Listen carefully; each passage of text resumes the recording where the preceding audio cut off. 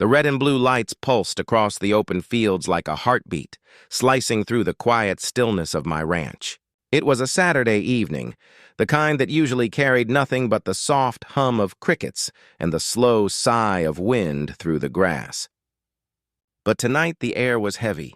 The gravel under my boots crunched like breaking glass as 3 patrol cars crawled up my driveway, headlights burning against the dusk. I set my half-empty coffee mug on the porch railing and stepped forward, pulse steady but wary. The lead officer climbed out, one hand resting near his utility belt, not threatening, but close enough to remind me who was in control. "Sir," he began, his voice calm but cold. "We received a 911 call reporting suspicious activity and possible trespassing on this property. I'll need to see some ID. Suspicious activity, trespassing, on my land." I raised my hand slightly, keeping my movement slow. "Of course, officer." I pulled my wallet from my back pocket and handed him my driver's license. "Marcus Chen. I own this ranch." 6 months now." The officer glanced at the card, then at me. The caller identified herself as Karen Whitfield, he said, checking his notepad. "President of the Willowbrook Homeowners Association. She claims an unauthorized person is occupying this property." My jaw tightened. Karen Whitfield. Of course. The name alone felt like a spark landing on dry grass. "Officer," I said carefully, "this ranch is half a mile outside Willowbrook's HOA boundary. She has no jurisdiction here, but I'd be happy to show you the deed and tax documents inside." He nodded, still cautious, but I could see doubt flicker in his eyes. "Let's verify it." As he followed me toward the house, I couldn't help but replay the last 2 weeks, how this all started. It began with a knock on my door one Sunday morning. Loud, impatient, like someone trying to break through the wood. When I opened it, she stood there, early 50s, hair bleached to suburban perfection, wearing a fitted blazer and an expression that could curdle milk. She held a clipboard like a weapon, eyes sharp behind oversized sunglasses. "Good morning," she said briskly before I could even speak. "I'm Karen Whitfield, president of the Willowbrook Homeowners Association. We need to discuss your violations." I blinked. "Violations?" "Yes," she said, flipping through her clipboard. "Your fence color, your livestock, that barn." She pointed past me, nose wrinkling as if the mere sight offended her.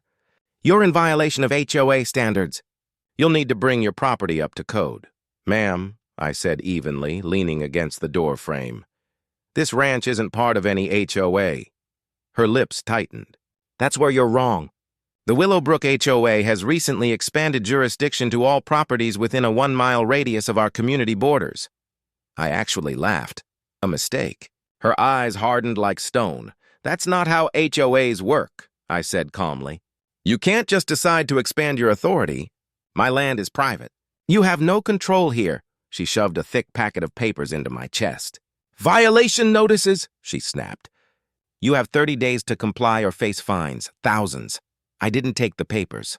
I just met her glare with silence. "Ma'am," I said, "leave my property." Her face turned crimson. "You'll regret this." "I know people." Then she stormed off, heels stabbing the gravel. Something told me that wouldn't be the last time I saw her. Within days, my instincts proved right.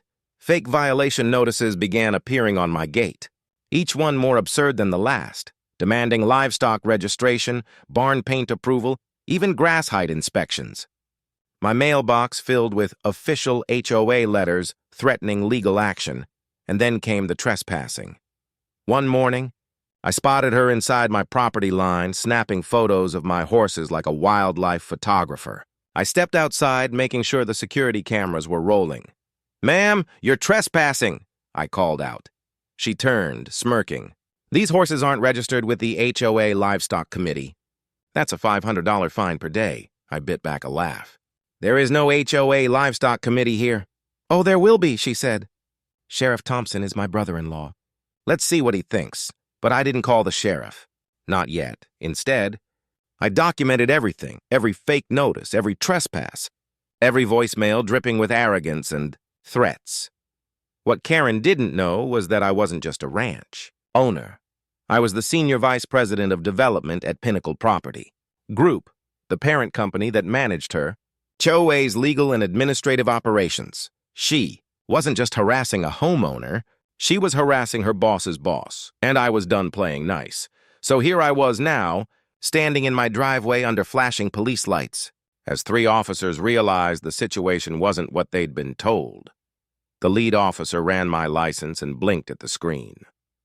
"Mr. Chen, I apologize, sir. You are the legal owner." His voice shifted. Respect, maybe even embarrassment.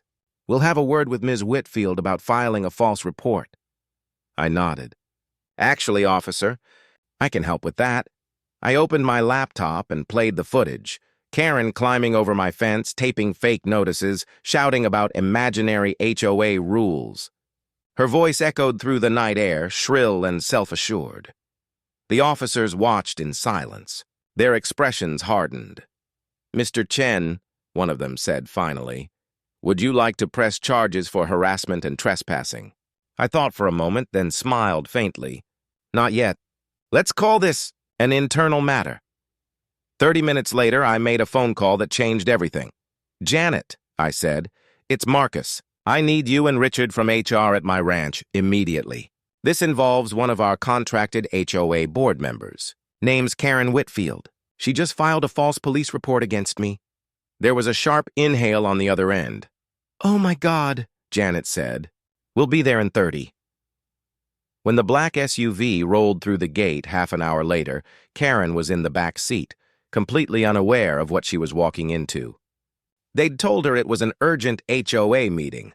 The moment she stepped out and saw the patrol cars, her smug expression faltered. And when her eyes met mine, the color drained from her face. "What is this?" she snapped, trying to regain her composure.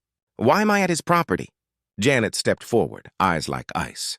"Ms. Whitfield," she said, "are you aware that Mr. Marcus Chen is the Senior Vice President of Pinnacle Property Group?"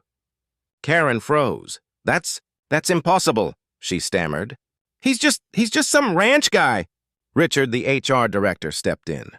"A ranch," he said sharply, "that sits entirely outside HOA jurisdiction. Yet you've been trespassing, filing false reports, and harassing the property owner. Do you have any idea what that means legally?"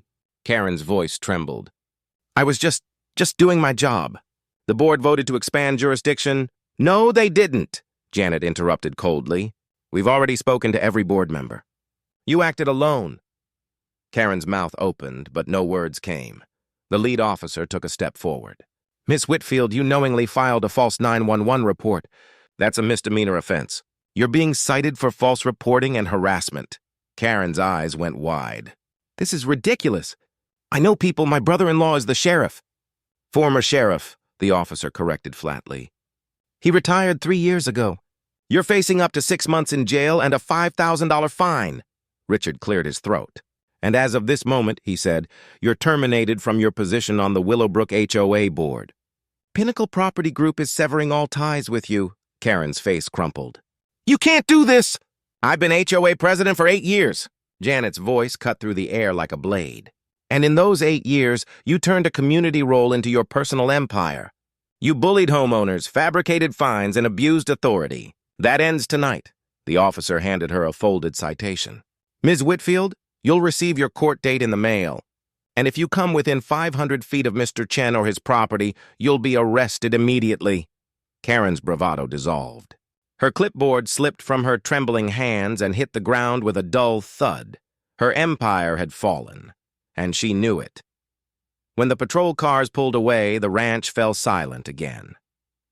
The last flicker of red and blue faded from the windows.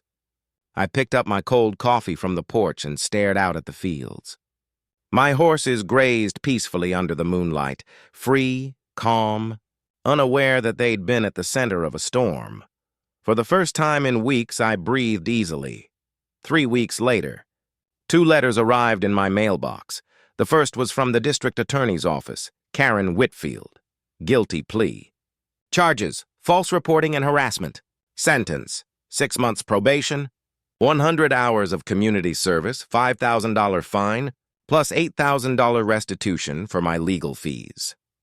The second was from the new Willowbrook HOA board, a formal apology signed by every member. They'd discovered that Karen had been embezzling HOA funds for years, creating fake rules, levying bogus fines, and funneling the money into a private account. Nearly $50,000 stolen. I set both letters on the porch table and looked out at the open land, quiet, still, and finally mine again. Sometimes the best revenge isn't loud. It's calm.